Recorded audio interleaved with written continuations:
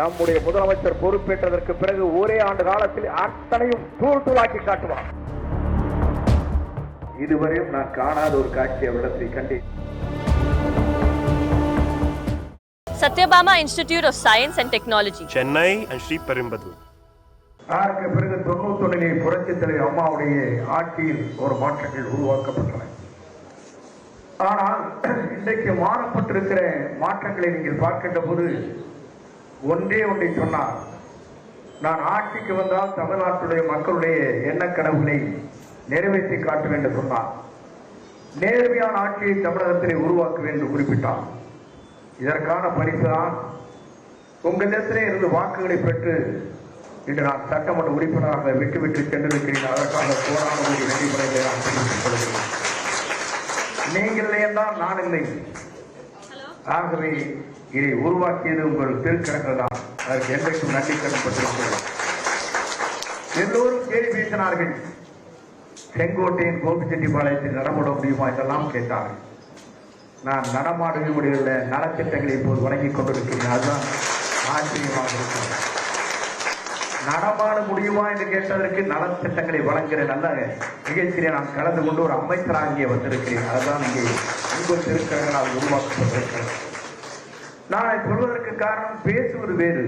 அதைத்தான் நான் தெளிவாக இங்கே சொன்னேன். நான் என்று ஒருவன் நினைத்தான் ஆண்டவன் கான் என்று காட்டி விடுவான் என்று சொன்னேன். ஆண்டவன் காட்டிவிட்டார். எதிர்கட்சியிலே 3வது வரிசையிலே உட்காருகின்ற நிலை உருவாக்கப்பட்டிருக்கிறது. நான் எதற்காக இதை சொல்கிறேன் சொன்னால், மக்களுக்கு அணுக வேண்டும், மக்களை நேசிக்க வேண்டும், மக்களை அன்பு காட்ட வேண்டும். அப்போது கூட நான் சொன்னேன், இப்படி பேசியிருக்கிறாரே நீங்க என்ன சொல்ல போகிறேன் கேட்டேன். சாக்கடையில் நின்று கொண்டு நான் கல்லை வீச மாட்டேன் என்று சொன்னேன். ஏன்னு சொன்னால் அந்த துர்நாற்றம் நம் மீது விட்டு வரும். ஆகவே அதை குறிப்பிட்டேன். ஏன்னு சொன்னால் ஒருவருக்கு மக்களை நேசிக்கின்ற பண்பாடு தேவை. ஆனால் புரட்சித் தலைவர் அதைத்தான் நேசித்தார். தன்னை அங்கே விமர்சனம் செய்கிற அத்தனை பேரையும் அரவணைத்தார். அவருக்கு உரிய மரியாதையை கொடுத்தார். புரட்சித் தலைவர் அம்மாவும் அதைத்தான் செய்தார். தன்னை விமர்சனம் செய்கிற அத்தனை பேரும் அரவணைத்து அமைச்சர்களும் சட்டமன்ற பேரவை தலைவராக உருவாக்கினார். நான் இதற்காக சொல்கிறேன் சொன்னால், பல பேருக்கு தெரிவதற்கு வாய்ப்பில்லை, சில பேருக்கு தெரியும். ஆகவே நான் நினைவூட்ட விரும்புகிறேன். ஏனென்று சொன்னால், என்று எல்லோரும் நினைத்தார்கள். எல்லோரும் நாம் சொன்னோம் ஒன்றே ஒன்றுதான். நாங்கள் சொல்லுகிற போது எல்லோரும் ஒன்றிணைவோம் என்றுதான் சொன்னேனே தவிர வேறொன்றும் சொல்லவில்லை. அதையே ஏற்றுக்கொள்கிற மனப்பக்குவம் உங்களுக்கு இல்லை. ஆனால் அதே நேரத்தில் நீங்கள் தெரிந்து கொள்ள வேண்டிய ஒன்றே ஒன்றுதான். எல்லோரும் பேசுகிற போது சில நேரங்களில் எனக்கு வேதனை அளிக்கக்கூடும். ஏனென்று சொன்னால், புரட்சி தலைவர் பொறுப்பிலே இருக்கின்றோர் 17 லட்சம் உறுப்பினர்கள் என்று குறிப்பிடுவார். புரட்சி தலைவர் அம்மாவுக்கு 1.5 லட்சம் கோடி பேர். ஆனால் உங்களுக்கு 2 கோடியே 12 லட்சம் பேர் என்று புகழ்ந்து பேசுவார். இந்த புகழ்ச்சிக்கு அவர் மயங்கினார். அம்மா இல்லாமல் அவர் இல்லை, தலைவர் இல்லாமல் இவர் வழித்தடமே தெரியாது. தலைவரோடு நான் பயணத்தை மேற்கொண்டவர். தலைவர் 1972 இயக்கத்தில் ஒரு 51 பேர் தான் அதிலே முதல் இந்த ஃபார்ம்லை கையெழுத்திட்டவர்களே நானும் ஒருவன். புரட்சி தலைவர் தனி ஃபார்ம், மற்றவர்களுக்கு 25. அம்மா அவர்கள் தனியாக இயக்கத்தை துவங்குகிற போது அருகாமையில் இருந்தது பணியிலே ஆட்சியினை. இன்றைக்கு நம்முடைய வெற்றி கழகத்துடைய தலைவர் என்னை தூக்கி எறிந்த போது நான் என்ன செய்வது என்று தருமாறி கொண்டிருக்கிறது. என்னை கரம் பிடித்து மேலே கொண்டு வந்து இன்றைக்கு அமைச்சராக்கி இருக்கிறார். அதற்கு போராட கூடிய நன்றிகளை நான் தெரிவித்துக் கொள்கிறேன். ஆகவே அவருடைய மனிதநேயம் எப்படி இருக்கிறது என்பதை நீங்கள் காண முடியும். இந்த படத்தை நான் வைத்துக் கொண்டிருக்கிறேன். அப்போ அவர் சொன்னார், என்னை ஒரு நாள் அழைத்தார். சார், அம்மா படத்தை நீங்க கண்டினியூ பண்ணுங்க, அப்பதான் எனக்கு மகிழ்ச்சியா இருக்கின்ற சொன்ன ஒரே தலைவர் நம்முடைய வெற்றி கழகத்துடைய தலைவர். நான் எதற்காக இதை சொல்கிறேன் சொன்னால், அவரை பொறுத்தவரையும் எல்லோரும் நேசிக்கக்கூடிய தலைவர், எல்லோரையும் மதிக்கக்கூடிய தலைவர், எல்லோரிடத்திலும் அன்பு காட்டக்கூடிய தலைவர், எல்லோருக்கும் உரிய மரியாதை கொடுக்கப்பட வேண்டும் என்று சொல்கிற தலைவர். நான் பல நேரங்களில் அவரை தூண்டு கவனித்தேன். காப்பி கொண்டு வருவாங்க ட்ரேல, அவங்க சர்வ அங்க இருக்கிற பணியாளர்கள் அந்த ட்ரே எடுத்து கையில் நீட்டி காப்பி எடுத்துக்கும்பார். இதுவரையும் நான் காணாத ஒரு காட்சி அவரிடத்தை கண்டேன். அப்படிப்பட்ட மனிதனை மிக்க தலைவரோடு நான் பயணத்தை மேற்கொள்கிறேன். அப்படிப்பட்ட மனிதநேயமிக்க தலைவர் தான் நாட்டு மக்களுக்காக இன்றைக்கு பணியாற்றுவதற்கு பல்வேறு திட்டங்களை நாம் தேர்தல் களத்திலே அறிவித்திருக்கிறோம். நிதிநிலை அறிக்கையை பொறுத்தவரை வெள்ளை அறிக்கை வெளியிடப்பட்டிருக்கிறது. ஏறத்தாழ இந்த ஆட்சி பொறுப்பேற்றதற்கு பிறகு ஆண்டுதோறும் 1,00,000 கோடி என்று 5 லட்சம் கோடி உயர்த்தி விட்டார். நமக்கு இருக்கிற நெருக்கடிகள், நிதிநிலை நெருக்கடி எப்படி இருக்கிறது என்று நீங்கள் அறிவீர்கள். இந்த நெருக்கடியெல்லாம் அங்கே குறுகிய காலத்திலே சரி செய்யப்படும். அதற்கான நடவடிக்கை அவர் எடுத்து வருகிறார். எடுத்து இருக்க பிறகு மக்களுடைய திட்டங்களை எப்படி எடுத்துச் செல்ல வேண்டும், மக்களுக்காக எப்படி பணியாற்ற வேண்டும் சிந்தனை ஓட்டத்தோடு இருக்கிறார். நான் ஒன்றை சொல்ல விரும்புகிறேன். எல்லோரும் இன்றைக்கு சட்டமன்றத்தில் பேசினார்கள். அவர் தெளிவாக பேசினார். நான் ஆட்சிக்கு வந்து 44 நாட்கள் தான் ஆகிறது என்று சட்டமன்றத்தில் பேசுகிற போது எல்லோரும் கேலியும் கிண்டலும் முதலே எதிர்க்கட்சியை சார்ந்தவர்கள் பேசினார்கள். என்ன என்று சொன்னால், பாதுகாப்பு பெண்களுக்கு இல்லை, குழந்தைகளுக்கு இல்லை என்று வாக்களித்த குழந்தைகளுக்கு என்று குறிப்பிட்டார். அதற்காகத்தான் அவர் புதிதாக ஒரு காவல் துறையிலே ஒரு அணியை உருவாக்கி இருக்கிறார், சிங்க பெண்மணி என்று.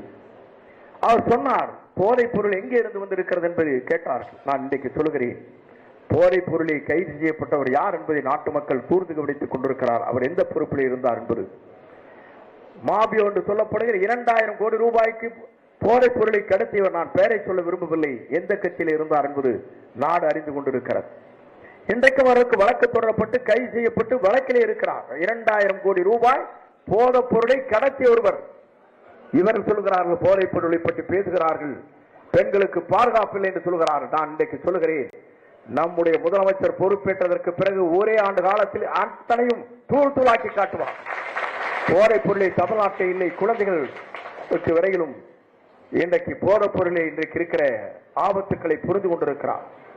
பெண்களுக்கு முழு பாதுகாப்பு அளிக்கப்படும்.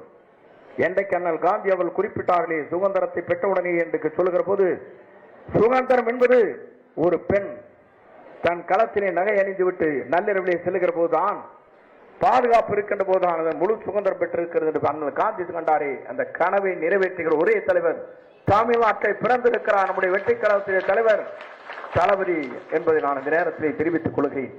அவருடைய தொலைநோக்கு சிந்தனை, அவருடைய மனிதநேயம், அவருடைய ஆற்றலும் சிந்தனையும் தொலைநோக்கு பார்வை இன்றைக்கு பார்க்கின்ற போது உங்களுக்கு தெரியும். எல்லோரும் சொன்னார், முதலனைக்கு ஆளுநர் உரை பேச்சை பிடிச்சிருக்கார், முதலமைச்சர் பேச வேண்டும். அவர் பேசினாரு, எல்லாரும் எந்திரிச்சு ஓடி போயிட்டாங்க. இதான் நடந்தது. அவர் பேசாத இருக்க வரைக்கும் உங்களுக்கு ஆபத்து இல்லை.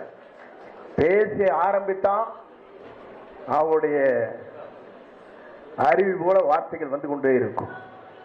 இதையெல்லாம் நான் எதற்காக சொல்லி சொன்னால், அமைதியாக இருக்கக்கூடியவர் யார் வந்தாலும் உட்கார வைப்பாங்க. 15 நிமிஷம் 20 நிமிஷம் கேட்பார், ஒரு வார்த்தை பேச மாட்டார். அப்சர்வேஷன் என்று சொல்வார்களே, அதை தெரிந்து கொண்டு துணிந்து செய்யக்கூடிய ஒரு முதலமைச்சர். எல்லோரும் சொன்னார்கள், பத்திரிகை நண்பரிடத்தில் சொல்கிற போது வெளியே இருந்து கொண்டு எதிர்க்கட்சி தன் கருத்தை சொன்னது. சினிமாவை போல நடிக்கிறார்கள். சினிமாவில் உச்சகட்டத்தில் நடித்துவிட்டு தான் மக்கள் பணியாற்றுவதற்காக 250 கோடி ரூபாய் ஆண்டிற்கு 500 கோடி ரூபாய் வேண்டியதில் என்று தூக்கி எறிந்து விட்டு தலைவர் தான் தமிழக வெற்றி கழகத்துறை தலைவர் தளபதி என்பதை நீங்கள் மறந்துவிடக் கூடாது.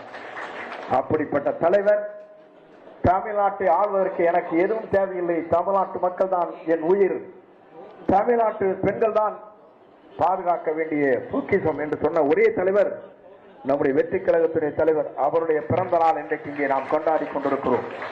22ஆம் தேதி சட்டமன்றம் நடைபெற்றது. ஆகவே இங்கே வந்து அந்த நிகழ்ச்சியை கலந்து கொள்ள முடியவில்லை. இன்றைக்கு நிகழ்ச்சி இங்கே சீரோடும் சிறப்போடும் ஒரு தலைவருக்கு நடைபெறுகிறது என்று சொன்னால், 22ஆம் தேதி நீங்கள் பார்த்திருக்கக்கூடும் உலகத்திலே வாழுகிற தமிழர் அத்தனை பேரும் தங்கள் பிறந்த நாளாகவே நம்முடைய வெற்றி கழகத்துடைய தலைவர் தளபதி ஜோசப் விஜயுடைய பிறந்த நாள் நிகழ்ச்சி இங்கே சீரோடும் சிறப்போடும் நடைபெற்றது என்பதை நீங்கள் அறிவீர்கள். அதை வருகின்றிருக்கிற நீங்கள், என்னை வாழ வைத்தவர்கள், அதற்கு கோடான கோடி நன்றிகளை உங்களுக்கு நான் தெரிவித்துக் கொள்கிறேன். அது மட்டுமல்ல, 10வது முறை வெற்றி பெறுவதற்கு இந்த சட்டமன்றத்திலே ஒரு வரலாற்றை படைப்பதற்கு 10வது முறையாக வெற்றி பெற்று இன்றைக்கு தமிழ்நாட்டு சட்டமன்றத்திலே அலங்கரிப்பதற்கு, அது வருவாய்த்துறை அமைச்சராக அவரால் உருவாக்கப்பட்டிருக்கிற உங்களால், உங்கள் திருக்கரங்களால் அது உருவாக்கப்பட்டிருக்கிறது. அதற்கு எவ்வளவு நன்றி சொன்னாலும் ஈடலி என்பதை சொல்லி உங்கள் அத்தனை பேருக்கும் கோடான கோடி நன்றி பேர் உங்கள் பாதங்களுக்கு தெரிவித்து விடைபெறுகிறேன். நன்றி, வணக்கம்.